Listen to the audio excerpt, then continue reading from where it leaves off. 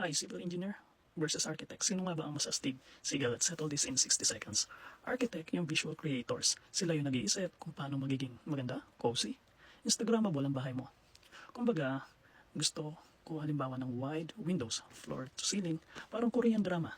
Pero pag si engineer ang tinanong, ito ang sasagot niyan. Kaya ba ng beam? Kaya ba yan ng drama mo o pang episode 1 lang? Civil engineer naman ang reality check. Sila yung nagka-calculate, nagtatayo, kung tatayo ba talaga yung dream house mo o hanggang drawing lang. Alam nyo ba na yung salitang architect ay galing sa Greek word na architekton, meaning ship builder. But in modern world, engineers ang nag-stamp kung safe ba talaga. Halimbawa, si architect, ilalagay ko dito yung balcony para dramatic yung bahay. Sasagot sa engineer, sige, pero pag di mo inayos yan, dramatic din ang bagsak mo. Did you see the concept?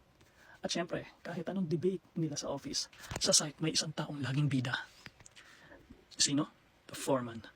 Architect, ayusin natin ang layout, sasabihin ni engineer. Double check muna natin yung load.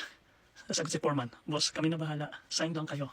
So, sino ang mas importante? The truth is, architect make it beautiful, engineers can make it stand, and foreman can make it happen. In the end of the day, team architect ka ba? Team civil engineer? O team foreman? Yung tunay na Avengers ng construction ay alam nyo, silang tatlo.